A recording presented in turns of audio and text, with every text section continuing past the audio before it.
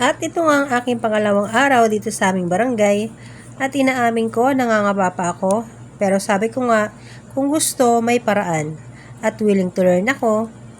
At sa mga di pa po nakakaalam, nag-aral naman ako noon ng IT, hindi ko nga lang natapos. May kaalaman ako konti pagdating sa computer, refresh lang at medyo kinakalawang na. Sooner or later, magagamay ko na.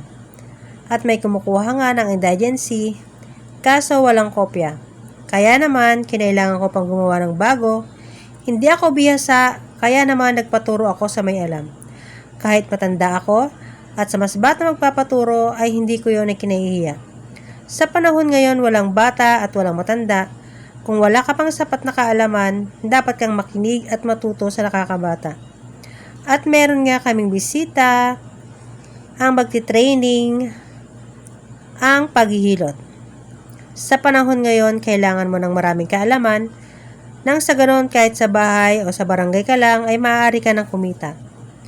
At ito nga pala ang aking Priya My Loves, my trainer. At nagpaprint na nga ako ng indigency at barangay clearance. Sa hindi pa po nakakaalam, meron po akong trabaho sa Facebook at ang boss ko ay si Meta. Kaya huwag niyo pong masamain kung nagbablog man ako sa loob ng barangay. As long as wala akong tinatapakan at sinisirang tao, tuloy lang ako. At bawat kaganapan sa buhay ko ay isang content. At simula sa araw na ito, hindi lang sa mga alaga kong hayop at pagluluto ng kakanin ninyo ako makikita.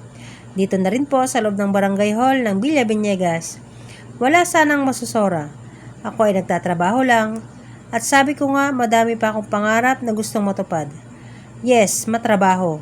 Mula sa pag-aalaga ng hayop, pagpapa-order at paniningil sa mga damayan at ngayon ay sekretary ng barangay. Ang katanungan ng marami, paano na? Kaya ba? Ang sagot ko ay yes, it's me. Walang hindi kakayanin. At simple lang, pag di na kaya, magbawas ng gawain. Kaya pasensya na po sa makakakita kung marugit man ang aking paraangan. Ang mahalaga, hindi ko po ito pinawawalis sa inyo. Charot! Malaking bagay ang pagbibigay sa akin ni Kapitana Evelyn ng posisyong ito. Dagdag kaalaman ay ka nga. At uwian na nga. Dito ako dumiretso sa aking mga alagang 45 days at kahit inutos ko na sa mga anak ko ay dinouble check ko pa rin.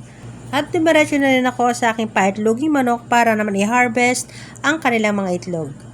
Nakakapagod pero masaya ako. At yun naman talaga ang mahalaga. Para di ka mahirapan, subukan mong yakapin ang mga bagay na nahihirapan ka. At ihingi mo ito ng gabay sa ating Panginoon na nasa langit. Marami pong salamat sa lahat po ng sumusuporta at sa lahat po ng mga taong naniniwala sa akin. At hanggang dito na lang muna. Maraming salamat sa inyong panonood. At hanggang sa muli mga loves. Salamat!